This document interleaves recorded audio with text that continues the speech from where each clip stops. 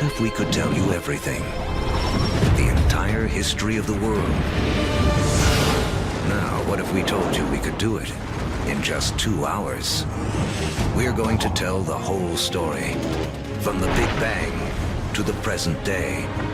How the planet prepared for the rise of man. How the Stone Age led to the steam engine. How the first seeds sprouted into cities and civilizations. Everything is connected, and the path leads to you. It took history 13.7 billion years to unfold. We'll show you everything you need to know in the next 2 hours.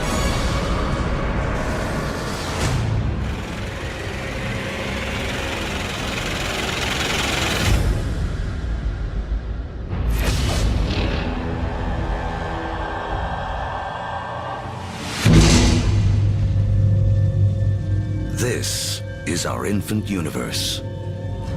Everything that will ever exist, everything that will ever happen, all begins here, within this tiny bundle of energy, smaller than an atom. And right now, history as we know it is about to mysteriously begin. For reasons we may never know, our universe suddenly erupts.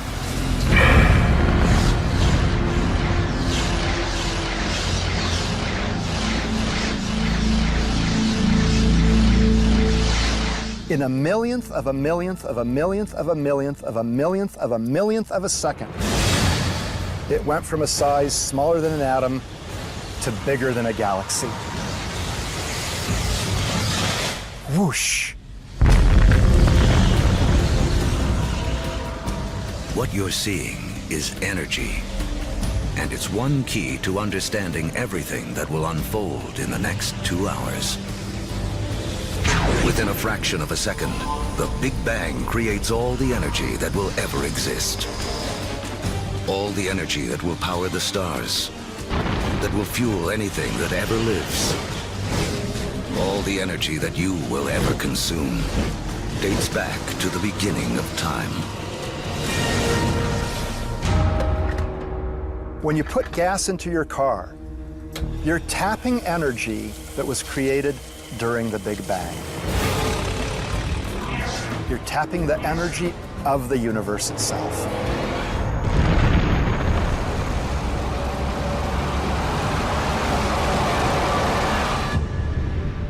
We're only a few minutes into our 2-hour journey, but already 380,000 years have passed.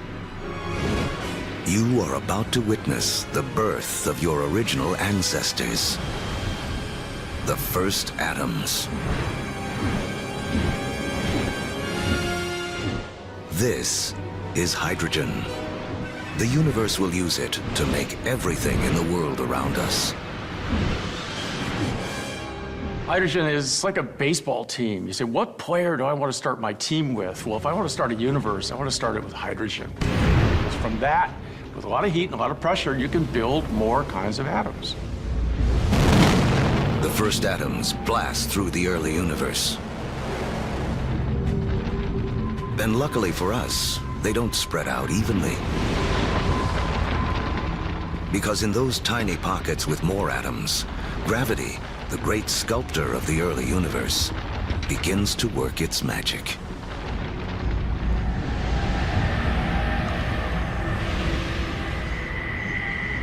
The first galaxies are beginning to form, revealing a timeless secret of the universe.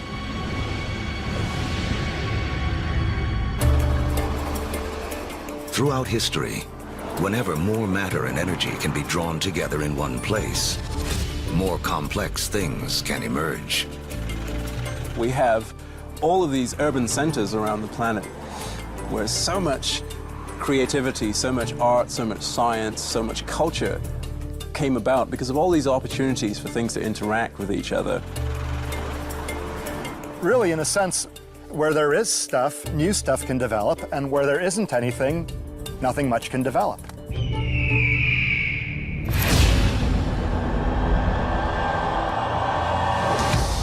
300 million years after the Big Bang. Inside of forming galaxies, gravity continues to squeeze together clouds of gas and dust, causing pressure and heat to violently rise. When the temperature reaches 18 million degrees Fahrenheit, hydrogen atoms slam together, creating a new element, helium, and radiating bursts of energy. The first stars are born. Suddenly, there were these new beacons of light shining forth, pouring energy into the universe. Let there be light. But something is missing from this early universe. There are billions of stars, yet not a single planet. To form planets, and eventually people, to take the next leap that would make all of history possible, the universe needs more to work with than just hydrogen and helium. The complicated elements, the heavier things that we build stuff out of, for example, iron or life built out of carbon and things like that, they're actually manufactured in stars. We may see stars like our own sun as sources of light, but there is something bigger happening deep inside. Stars are element factories. They fuse hydrogen into helium, helium into lithium, forging 25 of the most common elements we'll need to live, including carbon, oxygen, nitrogen, and iron. So, more than 12 billion years ago, stars are already creating the element that will spur the Iron Age, allow for the building of cities, and the creation of some of mankind's most famous monuments. But a look at the Statue of Liberty reveals the next challenge awaiting the early universe. While the statue's frame is iron, her skin requires an element too heavy to be made in stars.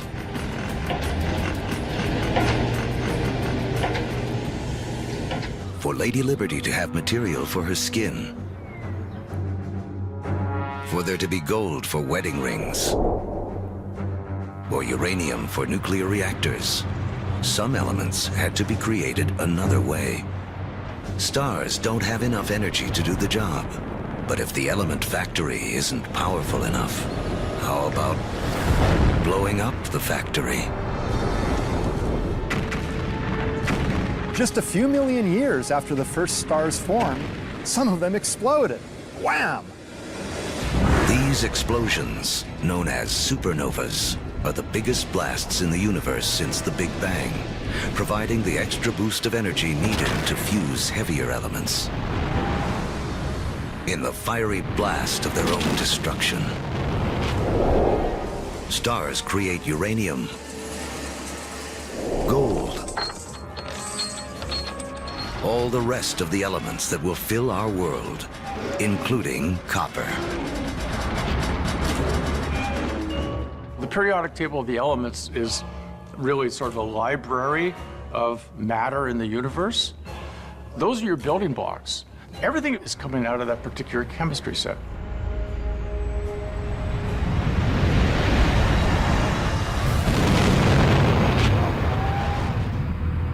Supernovas are absolutely necessary for us to be here. You know, we have iron in our blood. We have little bits of old supernova, therefore, just floating around through us. We are all stardust. Copper and tin, Bronze Age. Without supernovas, there's no Bronze Age. Go to any supermarket and buy a multivitamin. And go and look in the ingredients. You'll find copper, you'll find zinc, you'll find selenium. You'll find all sorts of elements that can only be made in a supernova. The elements made by stars will become the seeds of life on Earth and the drivers of human history. But the journey has just begun. Before there can be life, the universe has to build us a suitable home. To build a proper house, you have to assemble the right materials all in one place. Now, when planets form, It's the same thing. It's the materials that you have at hand that's going to dictate the kind of house that your planet's going to be. To get enough of the right material in the right place all at once takes a very long time. Over the next 8 billion years, more than half of history as we know it, the element factories continue their work. Stars explode and are reborn.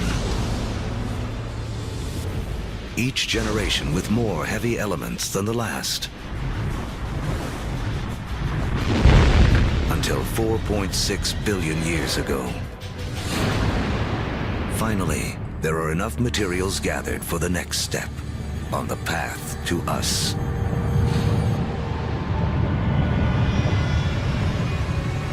A new star is born. This is our sun. It's so massive that it's gathered up 99.9% of the gas and dust in the solar system.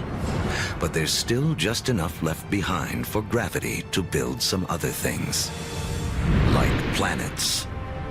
The third one out from this star will be our home. By the time Earth emerges, just over 4.5 billion years ago, 2/3 of the history of the universe has already passed. The first sunrises sweep across a foreboding alien planet.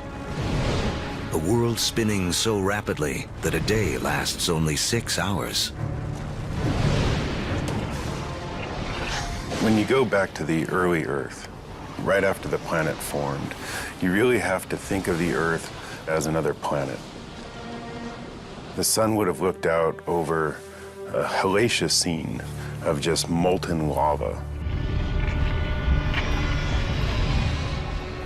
In places, you would see rafts of black volcanic rock. Within the liquefied rock, the elements are all in a jumble. Something has to bring order out of this chaos. And once again, that something is gravity. Lighter material drifts toward the surface and forms a solid crust, while heavier material sinks toward the center, forming a molten iron-nickel core. This churning liquid metal creates a magnetic field that reaches out into space. Like a force field, it will protect our future home from the sun's deadly charged particles. Soon, this magnetic field will allow for life to grow, and later guide the explorers who will connect two halves of the world. But for all this to unfold, the Earth will need a critical partner.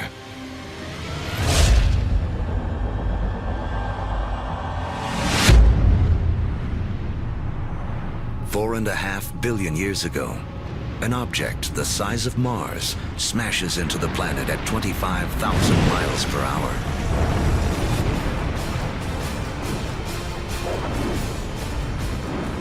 Earth swallows up much of the impactor.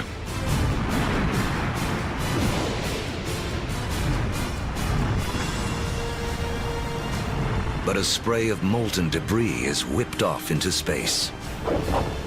Within as little as a year, gravity gathers this debris into a secondary sphere in orbit around the Earth, where it has been ever since. The formation of the moon was an incredibly important event in Earth's history. And in fact, its creation over 4 billion years ago is really important to the Earth's climate today. The moon keeps Earth steady. Its gravitational pull prevents the planet from wobbling, saving us from wild climate swings. And the collision that formed the moon leaves Earth tilted on its axis, giving the planet a key ingredient to life: seasons. Having seasons is very, very important for the evolution of life on the Earth. And having some stability in the tilt of those axes, that's very, very important also for maintaining life on the Earth. The moon's gravity also begins to slow Earth's rotation, which will eventually lengthen our days from 6 hours to 24.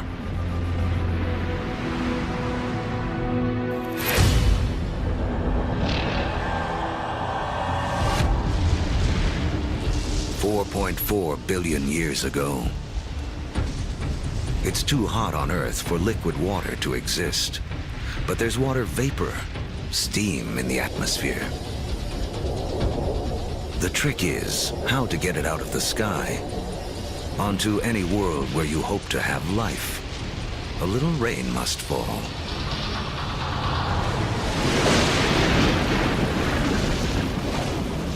For millions of years, as the planet cools, rain pours down, forming puddles, lakes, and eventually our oceans. By 3.8 billion years ago, our planet has a moon and permanent oceans. But it hardly resembles the place we now call home. To become the stage for all of human history, Earth needs an oxygen-rich atmosphere, fertile continents for people to discover and develop. Who will create our modern world? There's 1 trillion of them crawling on your skin right now.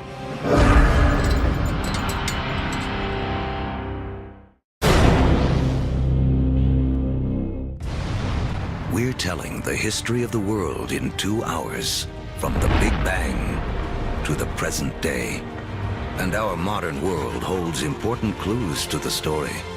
In fact, structures like this hide a mysterious link to the first life on Earth.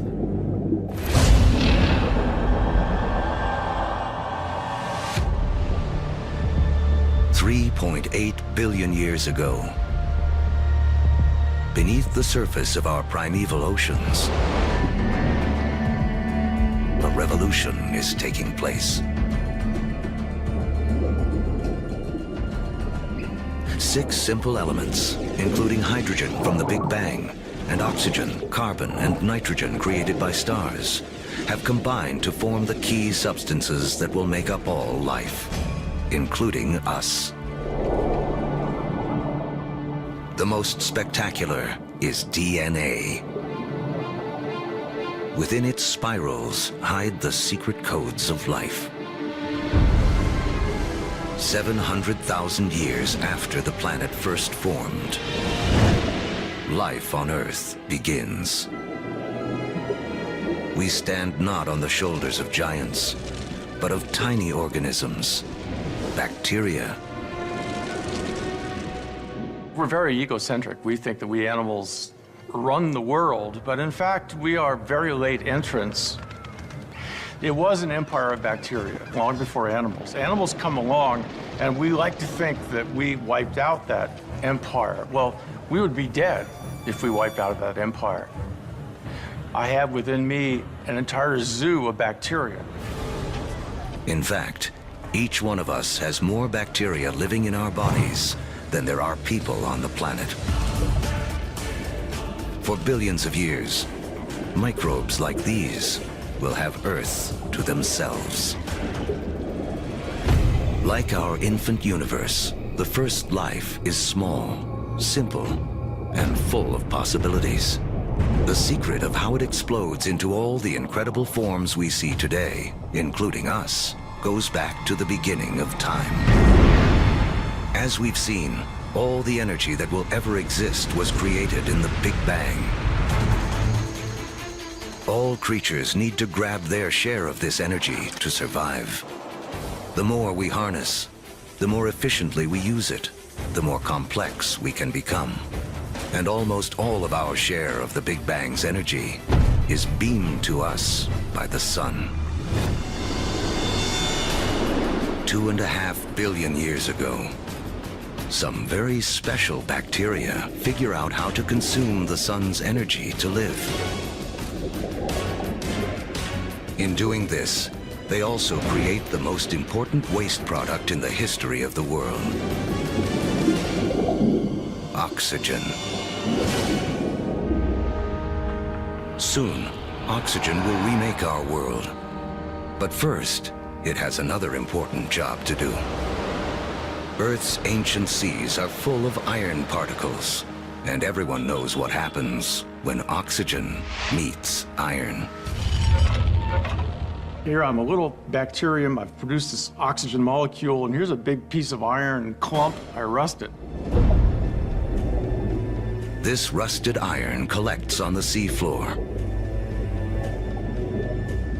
Billions of years later, these huge deposits will be raised up to become major sources of the world's iron and steel. It was these iron deposits that later on drove the Industrial Revolution. In this way, the Brooklyn Bridge and the other early landmarks of the industrial age are a direct link to some of the first life forms on Earth. Once there's no more iron left in the sea to rust, these ancient bacteria have a mission to complete. They create so much oxygen that it fills the oceans and escapes into the atmosphere. And from then on, we have a very different planet from all the other planets in the solar system. Now, life takes a giant leap. For the first time, some bacteria learn to live on oxygen. Every human breath is a ritual, 2.5 billion years old. Life tends to stick with what works, even over the course of billions of years. Oxygen is a game changer. By taming its power, life has found a better way to energize itself, 20 times more efficient than anything used on Earth before. What life does with all this new energy will be the story that leads to us.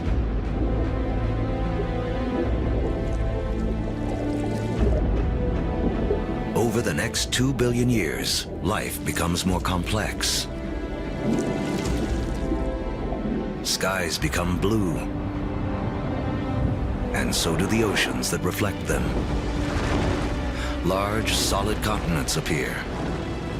Earth is beginning to look more like the place we now call home.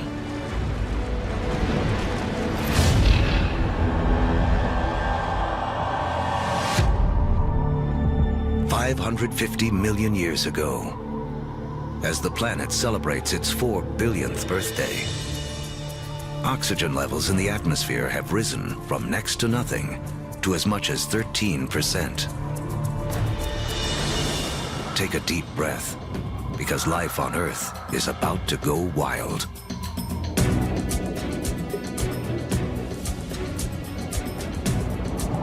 This is the Cambrian explosion, biology's version of the Big Bang.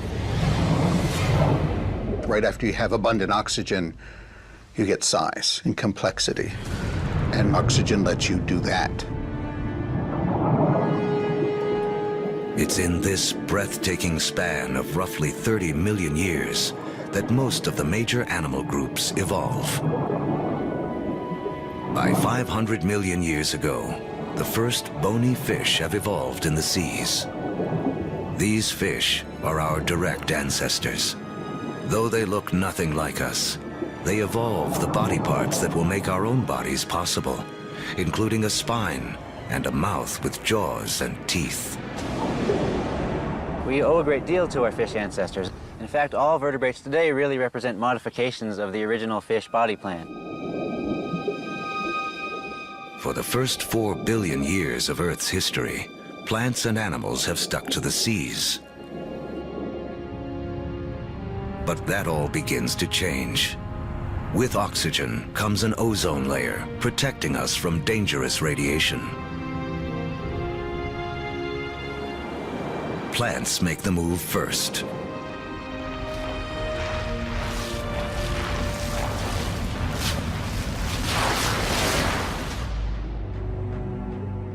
Around 400 million years ago, animals are ready to take the leap. Among the first ashore are the amphibians, whose descendants will include us. The most amazing thing about animal evolution ever, for me personally, is that moment that first amphibian walks out of the primeval ocean onto land and takes a big gulp of air. Kind of like great-great-great-great-great-great-grandpa coming out of the ocean and seeing this fantastic world. it's like, hey, I can live here. Look at those trees, look at those bugs. There's food here, I can do this.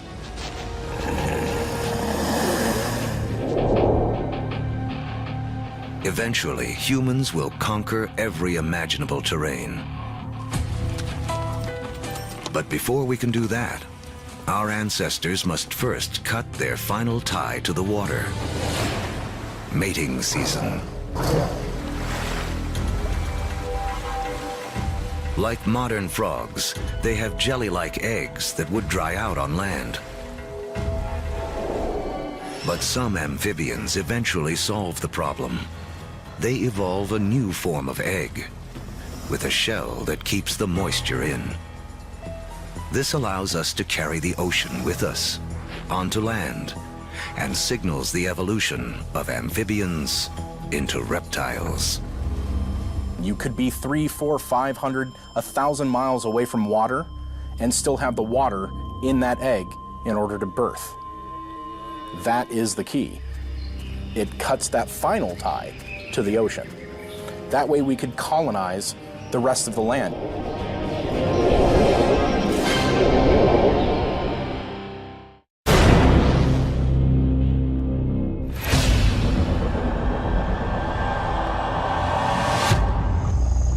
$300 million years ago, life flourishes in massive tropical swamps where planet Earth is cooking up a surprise.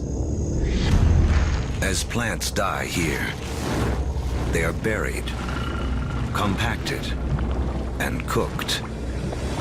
Energy created in the Big Bang and radiated by the sun to plants on Earth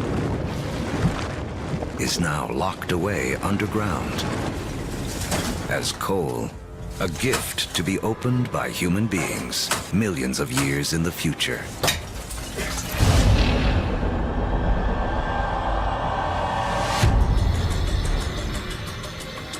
$250 million years ago,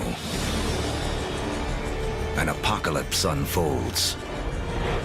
The biggest spike in volcanic activity since the early days of the planet. The atmosphere is choked with carbon dioxide, and the diversity of animal life spawned in the Cambrian explosion is stopped dead in its tracks. More than 70% of all species on Earth go extinct in the worst mass die-off in history, the Permian extinction. Extinction is a recurring character in the story of planet Earth. 5 times in the last 500 million years, some cataclysm wiped out the dominant species. It's a reshuffling of the deck that allows new creatures to take hold. New creatures like the dinosaurs. Dinosaurs will reign for the next 160 million years. During that time, the first hardwood forests appear. And after more than 4 billion years, the moon's gravity finally settles Earth into a 24-hour day. At the start of the dinosaur era, the continents are clustered together into a single landmass we call Pangaea. But now, they start to break apart. Africa separates from South America. The vast Atlantic Ocean opens up, creating what will become one of the defining barriers of human history, the gulf between the old and new worlds. The undisputed stars of the dinosaur era are animals like Triceratops and T-Rex, but there are some important creatures scurrying around their feet. If we were to trace our lineage back far enough, we would come to really small shrew-like mammals surrounded by these titans of reptile life. During that time, mammals, we were living on the fringes. We were maybe stealing dinosaur eggs, maybe just eking out an existence. So the dinosaurs kind of held us back. The biggest headline of the history of dinosaurs, which is 160 million years, is that we lost. Mammals lost. We couldn't get much bigger than a small cat. For 160 million years, all the medium-sized, medium-big, big, gigantic, and stupendous animals were dinosaurs. For that whole time. They beat us fair and square. But the deck is about to be reshuffled.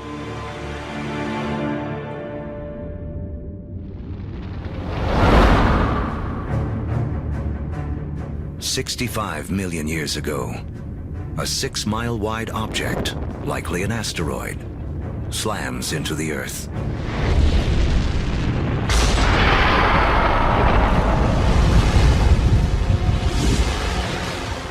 A dust cloud blocks out the sun. Temperatures plummet. Every creature on land weighing over 50 pounds goes extinct. The reign of the dinosaurs is over. The greatest gift that the dinosaurs ever gave us was dying. When they went extinct, it gave the mammals time to rise. It doesn't take long after the disappearance of the dinosaurs for the first true primates to appear. Like their later versions, including us, these mammals have evolved forward-facing eyes, allowing for accurate depth perception and flexible hands with 5 digits. They have 5 fingers, just like us, which means we can grasp things. If you think about other animals that don't have digits organized the way ours are, their ability to hold things, to manipulate objects, is much more limited. 50 million years ago, our primate ancestors are evolving on a planet that is warming. It's so hot, there are jungles at the poles. As the continents drift, the Americas and Africa have almost fully taken shape. But in northern Africa, modern-day Egypt is submerged beneath an ancient sea. On the floor of that sea live small shelled creatures called nummulites.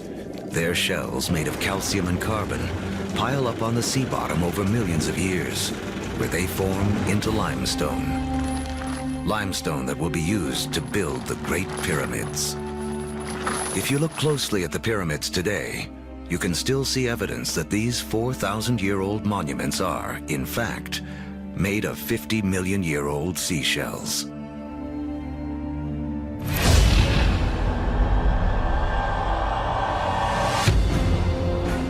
By 10 million years ago, Earth is morphing into a world most of us would recognize. The Colorado River is carving out the Grand Canyon. Mountain ranges like the Himalayas have arisen. They're so tall, they disrupt weather patterns, setting the stage for a colder planet. The Isthmus of Panama emerges to connect North and South America, cleaving the connection between the Atlantic and the Pacific, disrupting ocean currents and tipping the world even more towards an ice age. With the planet getting colder, our primate ancestors hang on in the tropics. But a new creature is coming in that threatens to destroy them.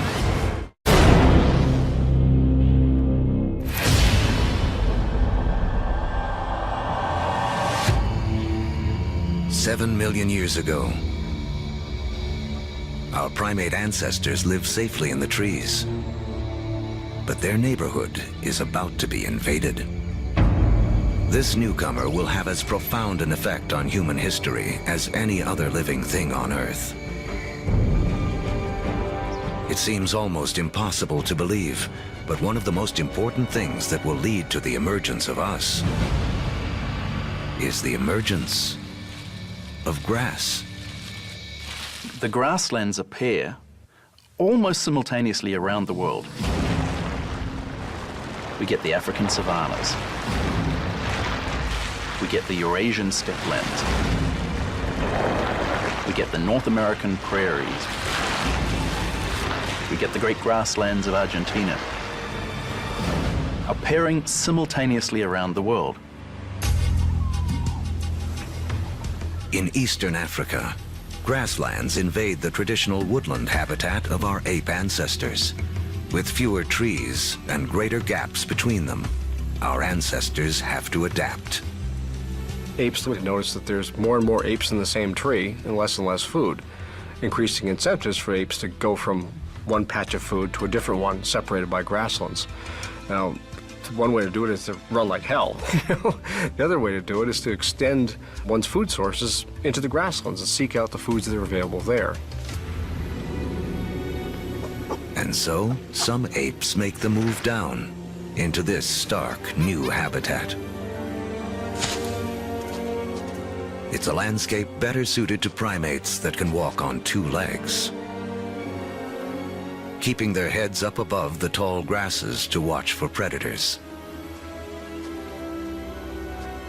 Standing on 2 feet is a revolutionary advance because it frees up our hands.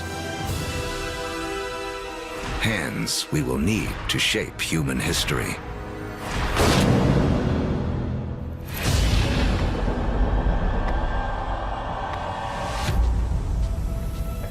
$2.6 million years ago, early proto-humans, or hominids, walk an Earth whose rocks are loaded with the element silicon. Created in the cores of stars billions of years before, silicon is the second most abundant element in Earth's crust. One of its chemical quirks is the ability to bond with oxygen to form crystals that combine into solid rocks. Rocks that can be chipped and shaped without shattering. Hominids started doing this 2.6 million years ago, breaking cryptocrystalline silicates to make sharp edges, and people use them for millions, literally 2.6 million years. Simply having a modified stone with a sharp edge on it, now suddenly you have a hammer. You have a crude cutting edge. A simple modified stone means a human can suddenly do 1,000 more things than we could do previously.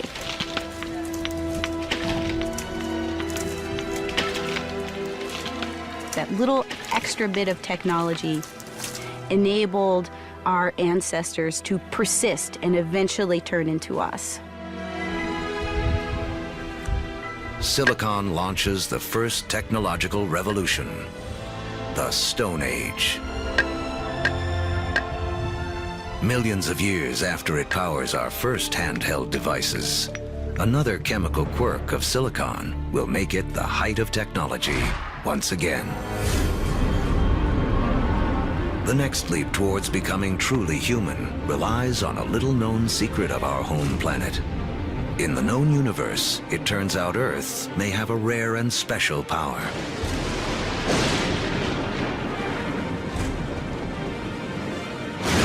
Of all the planets and moons in the solar system, we think that Earth is unique in the ability to sustain fire. Other planets and moons have lightning and lava. But only on Earth do we have the two critical things we need for fire to burn. A vast fuel supply in the form of plants and trees, and an atmosphere full of oxygen to fan the flames. If fire wasn't a possibility, you'd have nothing like us running around. Homo sapiens, they made a world with fire.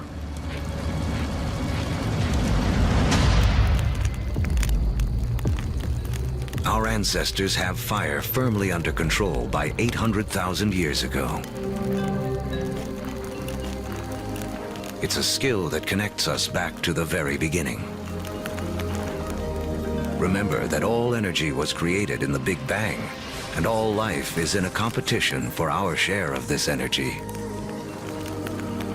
Using fire to cook is like having an external stomach to break down foods, releasing more calories, giving us more energy, which in turn allows us to support bigger brains.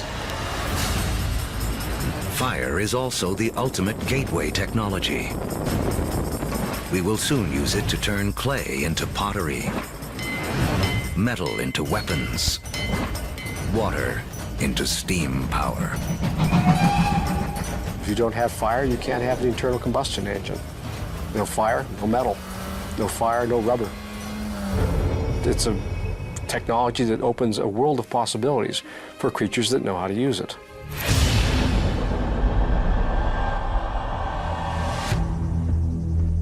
"200,000 years ago, the modern human has fully taken shape. The larynx, or voice box, which is high up in the throat in our ancestors, descends.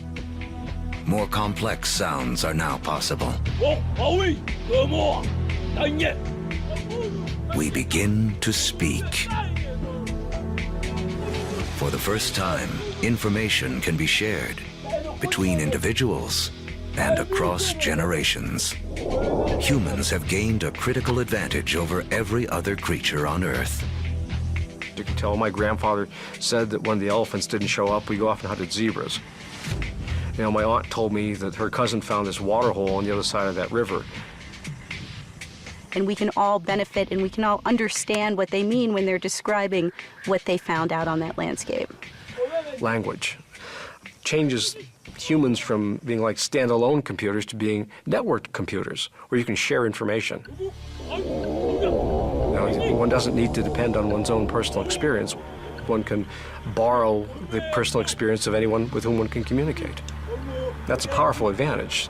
No other creature has that. As a species, humans become exponentially smarter. The global game board has been set, and we are now ready to play. 100,000 years ago, man can move. We have agile hands and primitive tools. We can communicate and control fire.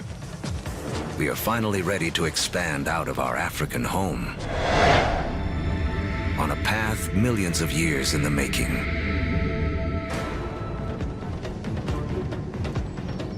Shifting continents have linked Africa and Eurasia into the largest contiguous landmass on Earth, Afro-Eurasia. 33 million square miles, more than twice the surface area of our entire moon.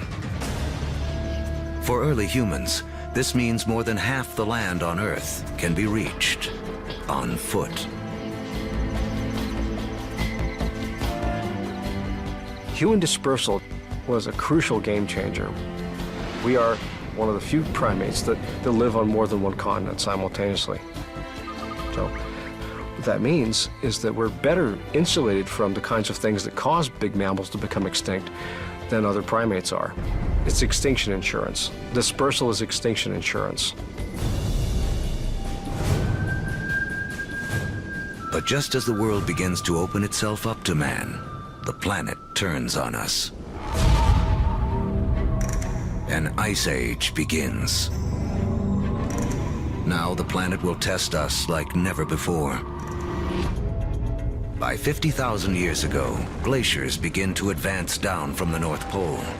At the same time, humans continue their conquest of the globe, arriving in China and Australia. By 30,000 years ago, Homo sapiens reach Europe for the first time. By 20,000 years ago, with the ice nearing its most extreme, the march of man reaches the frigid tundra of northeast Siberia.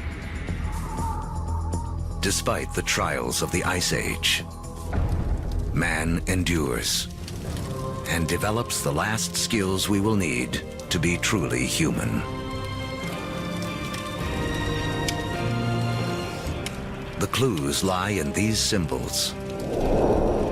We have taken an intellectual leap to think beyond the here and now, beyond what is simply needed to survive.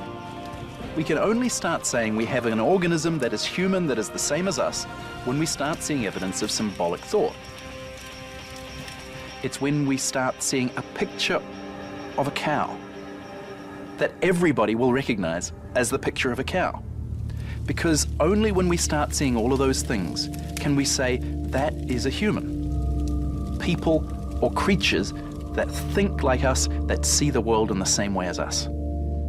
And from that moment on, human history was marked to be radically different to any other species on this planet. Now, with huge amounts of the planet's water locked up in ice, sea levels plummet by 300 to 400 feet. The last great barrier to the spread of man is erased. We come across the Bering Land Bridge from Siberia to North America. We are telling the history of the world in 2 hours, and in just 1 hour, more than 13 billion years have already passed. These years of preparation have allowed man to finally emerge and spread out across the planet. And human history as we know it can truly begin.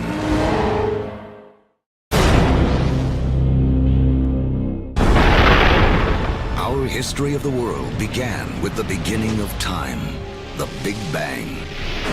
It has taken us on a journey of nearly 14 billion years. Now, as humans take center stage, it's important to remember just how small a slice of history we actually occupy. To make things simple, imagine compressing 14 billion years of history down to just 14 years. On this scale, the Earth would have existed only for the past 5 years. So that's about a third of the history of the universe. Large, complex creatures would have developed 7 months ago. On this scale, dinosaurs went extinct only about 3 weeks ago.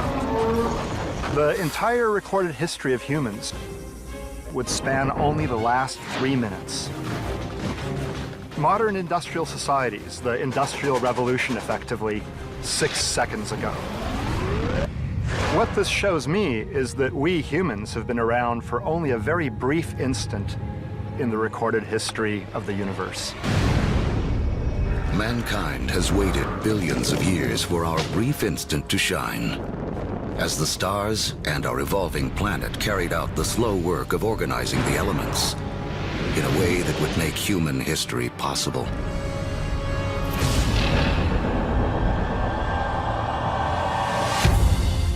It's 10,000 BC, less than 100,000 years after expanding out of Africa. Man has reached South America. Humans have met the adversity of the Ice Age head-on, and rather than die off, we have adapted, become even more intelligent. And now we have colonized the entire globe. From coast to mountaintop, from tundra to desert, humans are there. Our closest living ancestors, chimpanzees, live in the tropics. They only live in the tropics.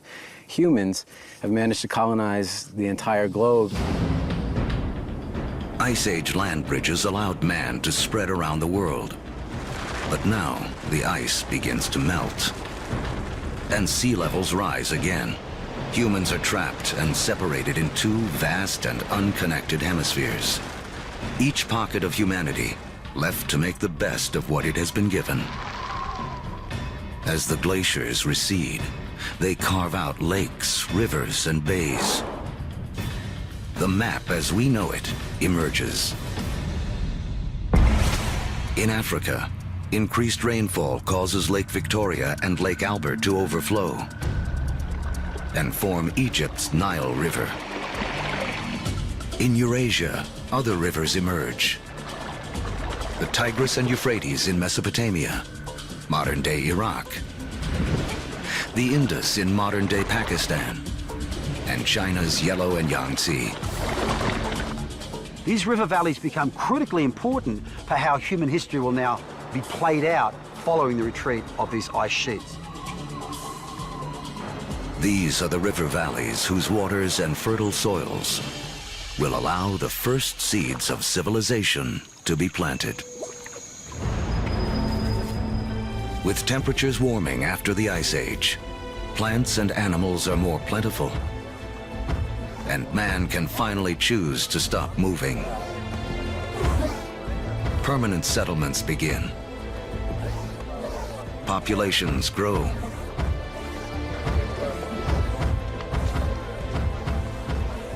With more mouths to feed, our ancestors have to get clever. They had to find a way to increase the amount of food they could get from the surroundings. Now, one discovery forever changes the planet and the path of mankind. We learn to plant seeds. And the seeds we sow come from the same plants that millions of years earlier spurred our evolution from ape to man. The unheralded hero of human history, grass. A grass seed is tiny, right? It's no food. I can hunt a bison or I can take grass. I'm gonna hunt a bison, right? Ironically, grass seeds become the most important food crops in the world, but they're the things that are ignored by hunter-gatherers for thousands and thousands of years. People don't start using them until they absolutely have to use them. Some of the species of grass that we are most familiar with includes sugarcane. It includes wheat and rye and barley. All of the cereal crops are types of grass. So it's not just that beautiful green lawn that we measure our middle-class success from. It's also the staple crop upon which civilization depends. It is the majority of our calorie intake. Once again, it all goes back to the Big Bang. Central to the story of all life is our competition for that energy created at the beginning of time. Just as oxygen gave us an edge, just as fire allowed us to consume more calories. Switching to farming is an energy revolution. A hunter-gatherer needs 10 square miles of territory to provide himself with enough sustenance, enough energy in the form of plants and meat to survive.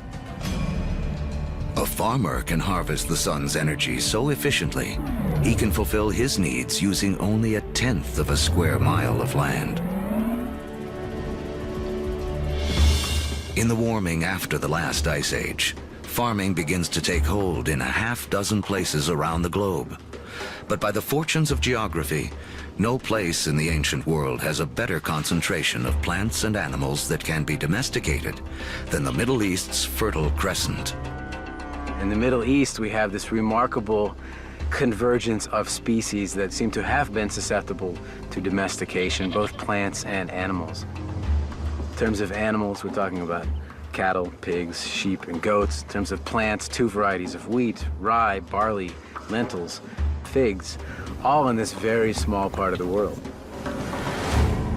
Unlike the Fertile Crescent and the rest of Afro-Eurasia, places like sub-Saharan Africa and the Americas have very few wild species that can be easily domesticated.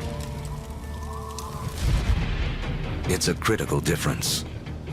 People blessed with the right mix of plants and animals will become more powerful and get a massive head start on the road to the modern world.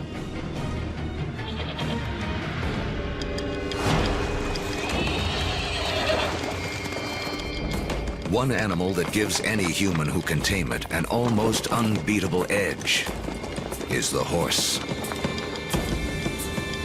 It's a little-known fact that although horses first evolved in the Americas, they died out there along with many other large mammals around 10,000 BC. There were at least 3 species of Ice Age horses in North America, maybe more. Some as small as ponies, some as big as Clydesdales. And they had evolved in North America for 40 million years. They're part of the whole history, and then they're gone. They're gone. These powerful potential allies disappear before they can be used by the first North Americans. Fortunately, before that happened, large numbers of horses escaped back across the Bering Strait land bridge and spread out across the great grasslands, the steppe lands of Central Eurasia. A narrow escape that had a profound effect on human history. Around 4000 BC, nomadic people in Central Asia learned to tame them for the first time. Domesticated horses will be harnessed across Eurasia, advancing everything from work to warfare. Perhaps no other animal has had a bigger influence on the course of human history. And the circle wouldn't be complete for another 5,000 years when Christopher Columbus would bring horses with him on his second voyage to the Americas. His horses would be the first to set hooves in the Americas since the Great Die-Off over 10,000 years earlier.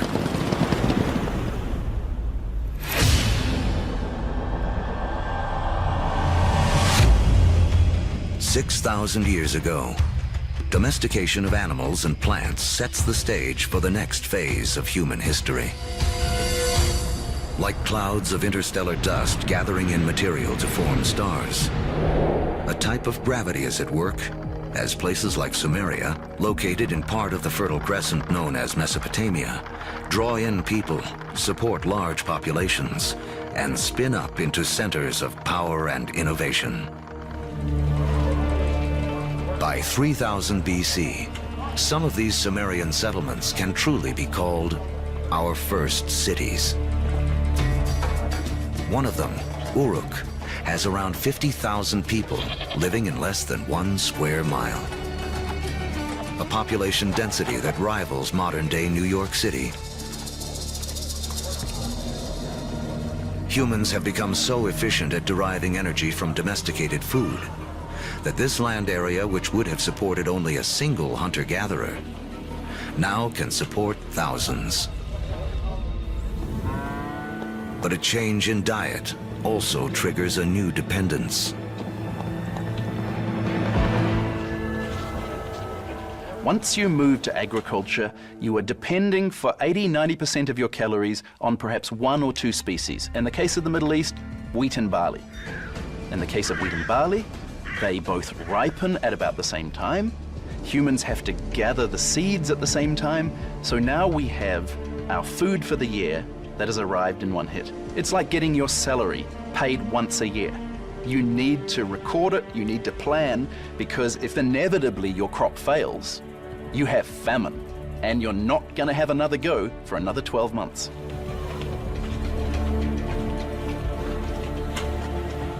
In these first cities, crops are king.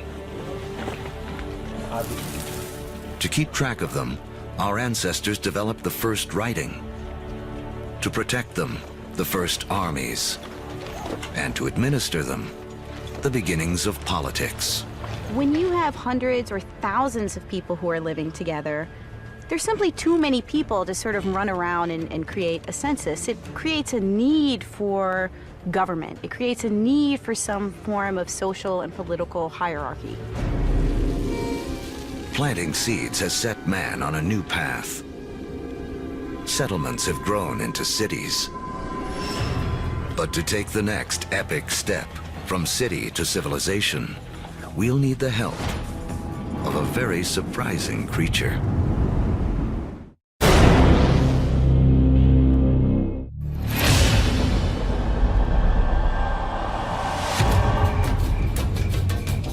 "5,000 years ago, after wandering the earth for more than 100,000 years, mankind has begun to settle down.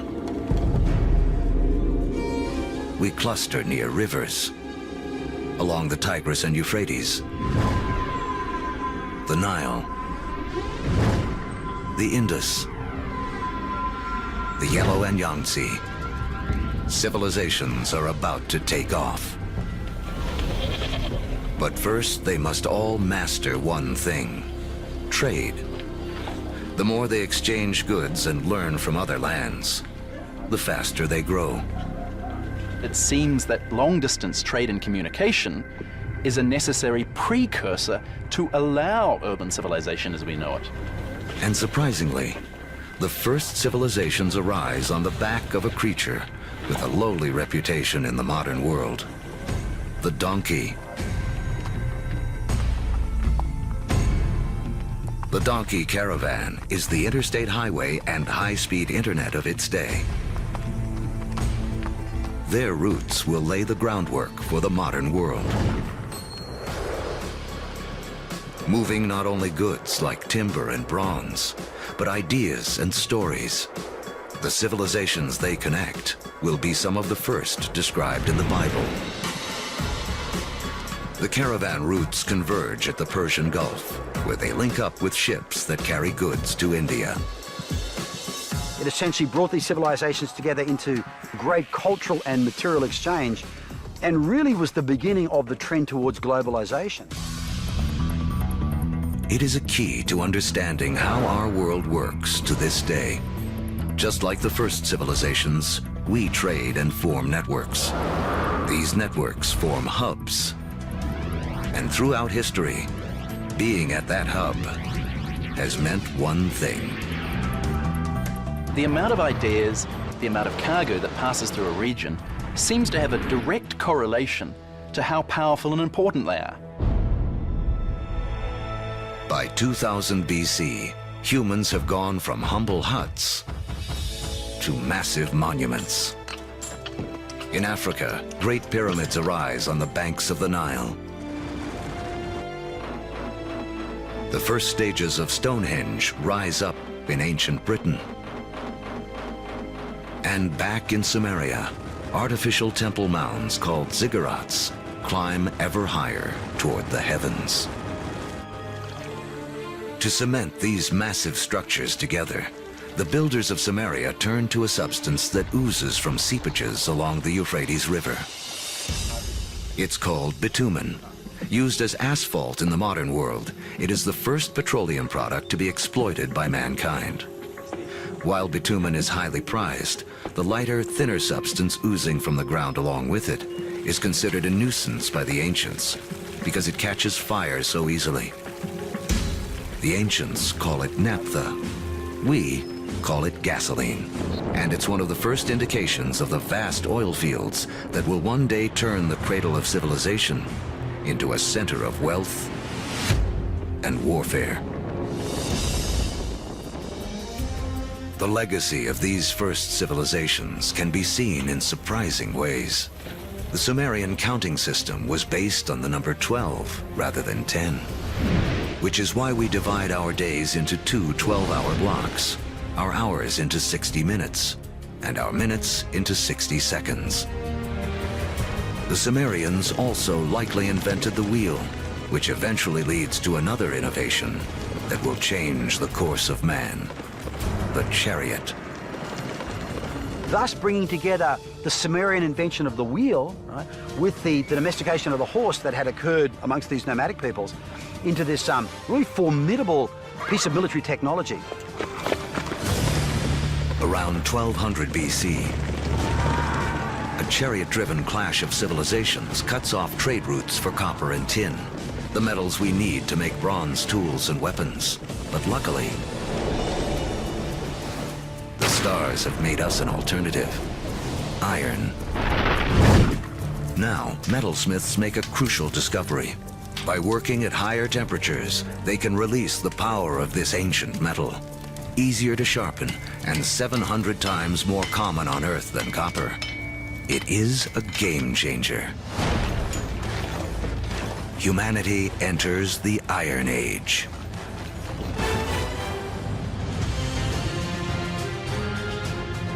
As we reach the first millennium BC, history has taken us on a wild ride. From the initial blast of the Big Bang to the formation of Earth and its first creatures, and the rise of man. We've seen the Ice Age create bridges to spread mankind around the world, then strand us on different continents, leaving us to survive on what we have at hand. So by 1000 BC, the world remains a divided place.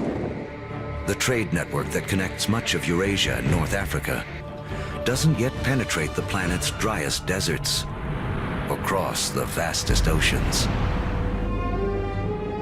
Cut off by geography are people in places like sub-Saharan Africa and the Americas. With few easy-to-domesticate plants and animals of their own, they remain tied to more ancient ways of life.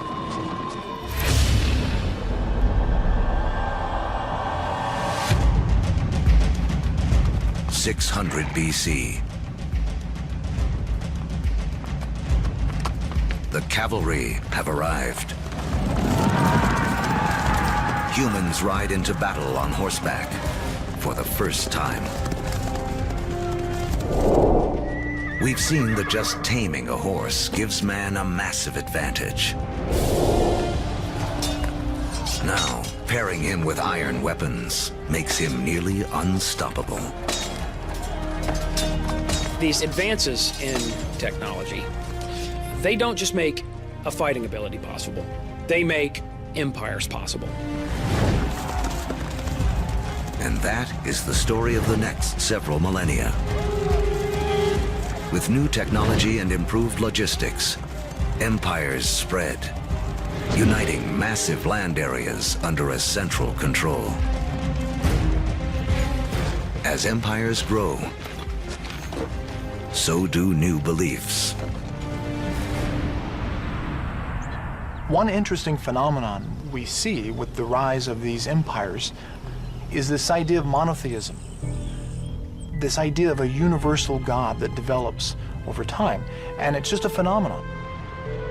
Judaism emerges, from which we eventually get Christianity and Islam. Buddhism and Hinduism also arise. The 5 major religions today are all rooted in this remarkable era. Although empires spread, some great powers remain isolated.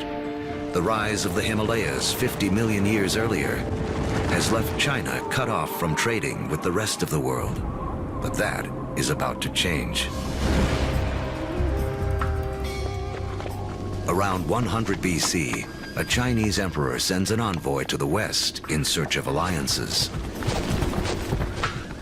The routes he travels will become the Silk Roads, a massive trade network that connects China across Central Asia to the Roman Empire. China has joined the world. As far as we know, no Chinese trader ever met a Roman, no Roman ever met a Chinese trader, at least during this first period of the Silk Roads. But this vast trade then began to explode. Between about 100 BC and about 200 AD, we have 3 centuries of trade and cultural exchange on a level that has not been seen before in human history. But this new human network also unleashes hidden dangers.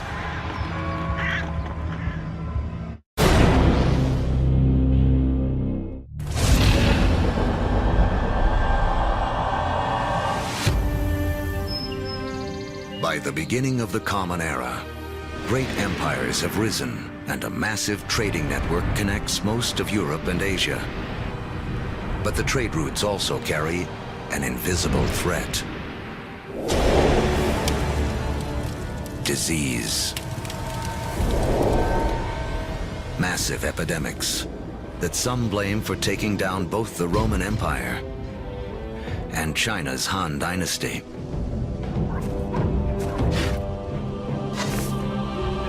But these networks also lead to the spread of religion.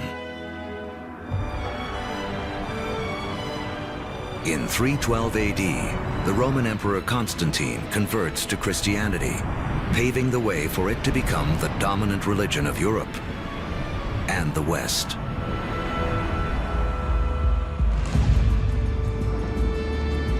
Three centuries later, Islam also emerges.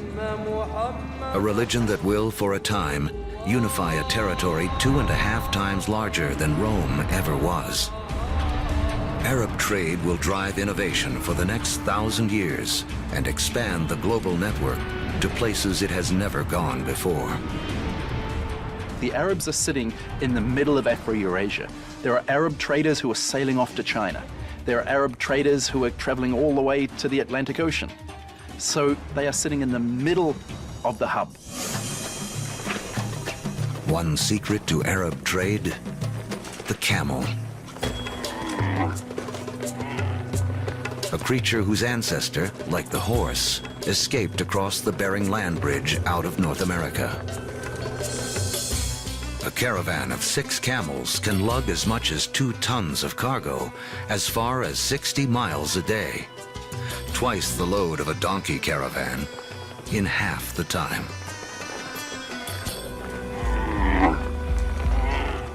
For the first time, camel caravans open up reliable trade routes across the formidable Sahara Desert, leading to the formation of the first states in West Africa.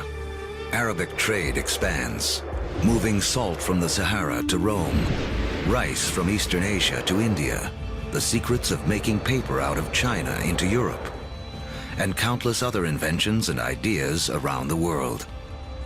Where does our word for lemon come from? Where does our word for coffee come from? They're all Arabic, because the Arabs brought a huge number of food crops into Europe. Oranges, citrus crops, they come from South China.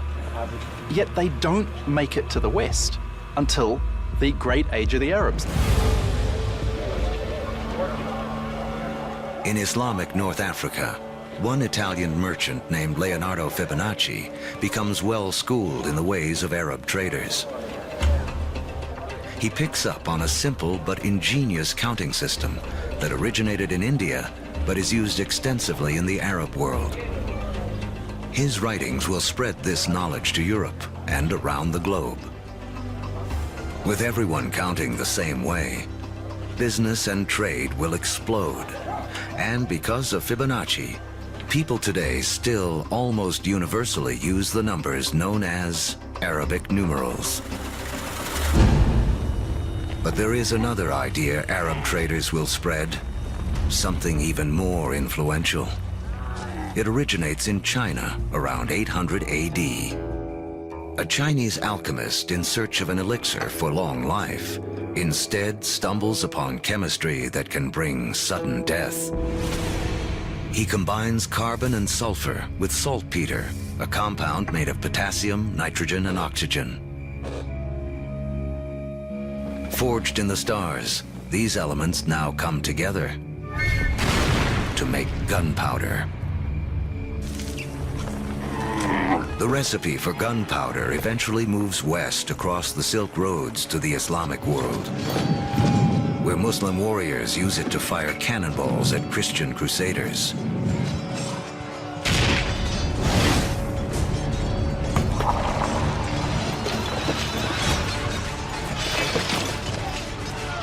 Europeans pick up on the idea, embracing and perfecting gunpowder weapons.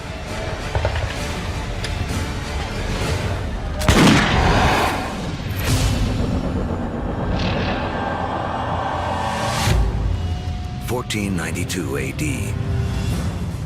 There are roughly 400 million people in the world, but it is still divided in two. In the Americas, the civilizations of the Aztecs, Mayans, and Incas have all arisen. While halfway around the world, in the aftermath of the fall of Rome, Europe has cracked like an egg into individual states. For Italian-born Christopher Columbus, this means he can appeal for funding from a succession of European rulers, until he finally convinces the King and Queen of Spain to back his expeditions. It has taken all of Earth's history to make Columbus's journey possible. For tacking into the wind, he uses triangular sails, a technology copied from the Arabs. To guide him, the compass, an invention from China. And guiding the needle, a magnetic field formed with the core of the planet itself. Although Columbus is looking for a new way to sail to India, what he does instead is finally and forever connect the two halves of the world. The voyage is not just significant in American history. As you'll see, it's a pivotal event in all of human history. Nothing will ever be the same.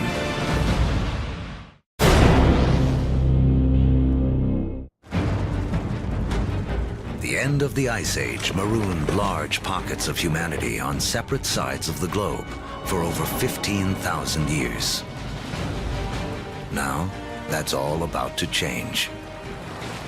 The voyage of Christopher Columbus in 1492 is taught as one of the most significant events in American history. In fact, it's one of the most significant events in all of human history. prior to that voyage, the Great World Zones had existed largely in isolation. By crossing the Atlantic, Columbus opens up the vast American world zone, these two enormous continents of North and South America, with the millions of people that are living there, the resources that are available. And for the first time, people living in Eurasia become aware of this other part of the world. Until the voyage of Columbus, these people may as well have been living on different planets, so isolated were they. A trade network that started with the first civilizations, connected Europe, Asia, and Africa, now reaches across the Atlantic. In this vast new global network, new hubs will form. And once again, power will shift. For most of the last 2,000 years, Europe hasn't been that important. Then we get the age of Columbus, and what do you know? This is exactly the time where we see the rise of the West. This is when the West starts taking over, when it gets itself smack bang in the middle of the biggest exchange network the world has ever seen. Now, foods that had been isolated on disconnected continents begin to move around the world. Maize from the Americas shows up in Egypt and China. Potatoes from the Andes prove perfectly suited to the soils of Ireland and Russia. The old Fertile Crescent grains, like wheat, begin to feed the Americas.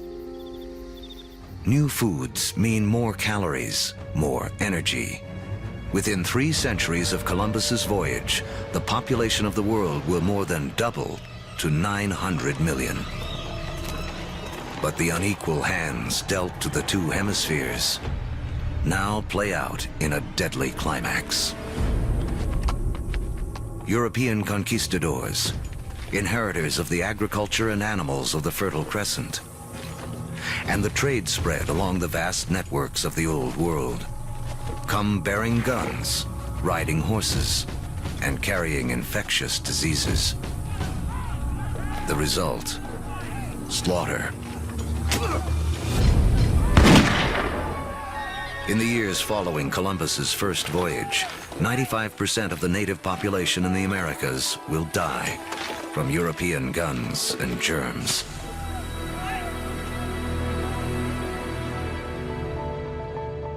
Once the hemispheres are connected, nothing can ever be the same. Take the incredible story of sugar. Chemically, it's the only source of fuel for our brains, a substance we are programmed to crave. Raw sugar comes mostly from sugar cane. Once again, a grass will play a central role in the story of mankind. First cultivated more than 6,000 years ago in Asia, Europeans discovered sugar in the Middle East during the Crusades and carried it home. Europe was hooked. But there's virtually nowhere in Europe where sugar can grow. Then we have Christopher Columbus and the discovery of the New World.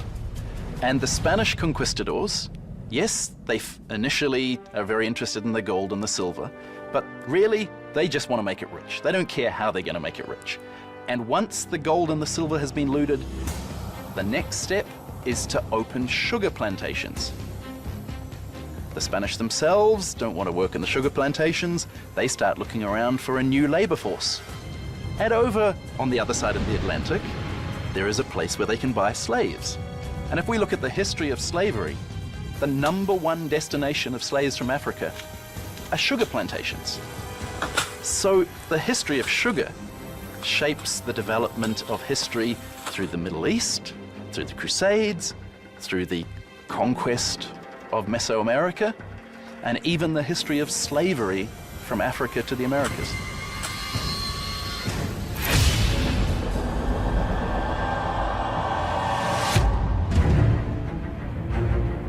In the year 1700, mankind has hit a wall. Most humans continue to live simple lives, more like our ancient ancestors than our own.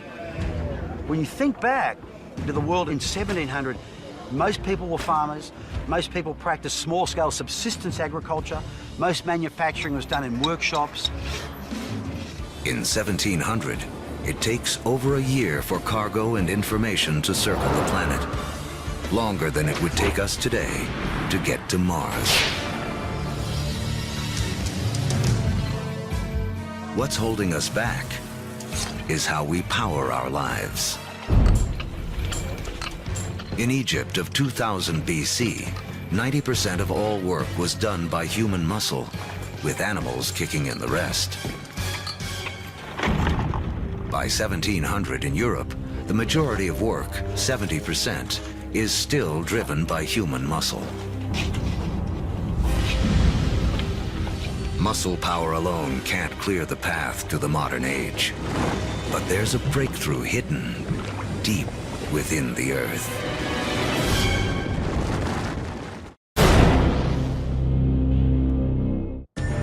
As our history of the world in 2 hours races towards a close, mankind has hit a wall. Human progress is stalled by the limits of our muscle.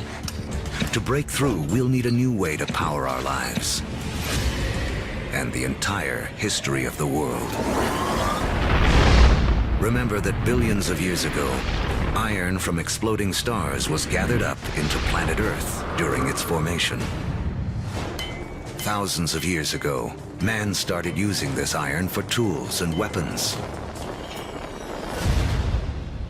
To keep our forges burning, we began cutting down our forests. Now, 300 years ago in Britain, iron is in high demand, and the trees are running out. The British need a new source of fuel, and thanks to the decayed remains of ancient ferns, they have one. Coal. But coal itself won't power mankind into the modern world. There's one more fateful twist in the story.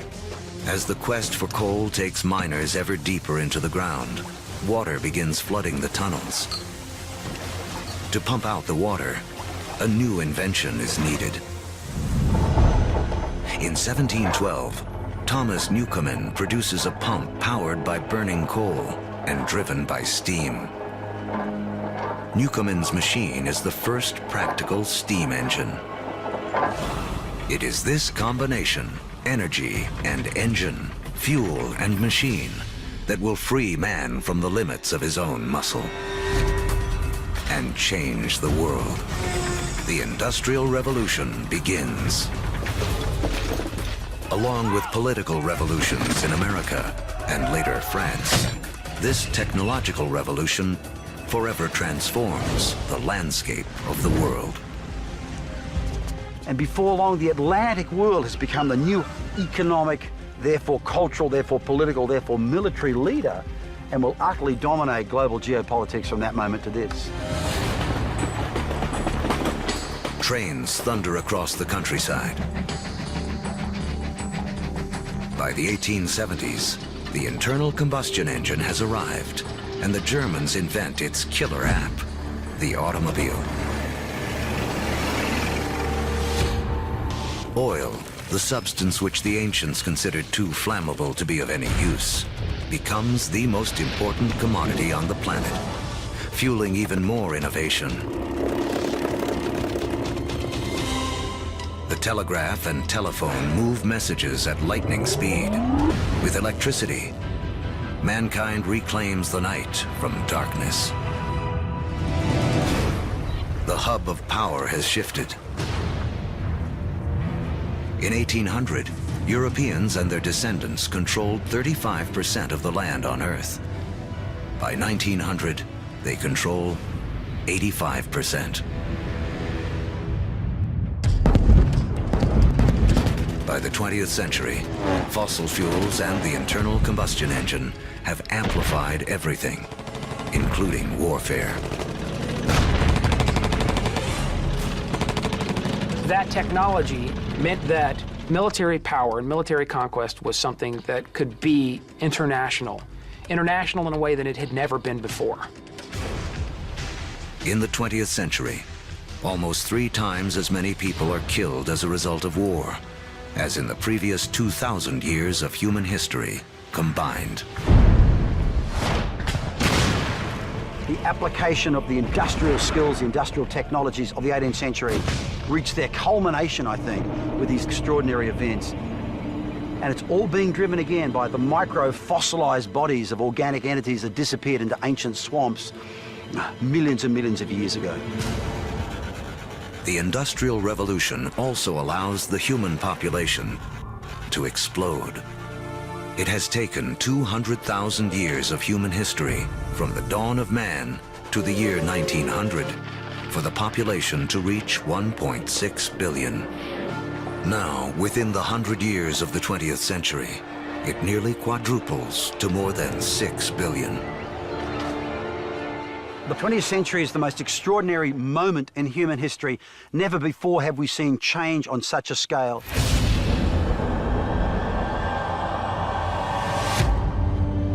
Today, humans number close to 7 billion. We are the dominant players on the planet.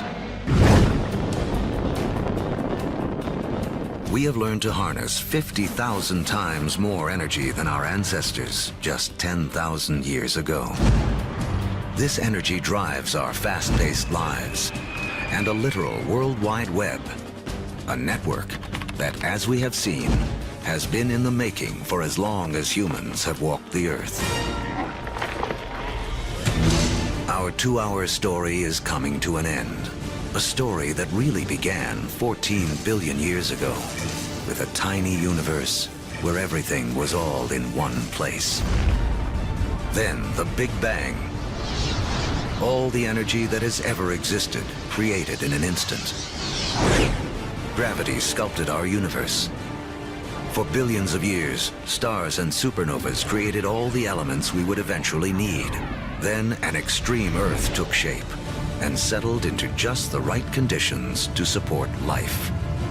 As the planet evolved, life competed for energy and grew more and more complex. Eventually, the conditions were right for our species to rise. We mastered stone and fire. When the Ice Age came, we spread around the planet. And when the ice melted, we were stranded on different continents. We learned to bend plants and animals to our will. We built cities, then civilizations. We created a vast network that linked empires, joined continents, then crossed oceans. Just when it seemed we had reached our human limit, we found the energy and technology to carry us into the future. On Earth, the seeds of the past have bloomed into a present filled with energy and creativity. The stories of billions of lives have played out against the backdrop of a universe almost too vast to comprehend. In everything that we do, in all that we are, we remain living monuments to the past as we continue to make history every day.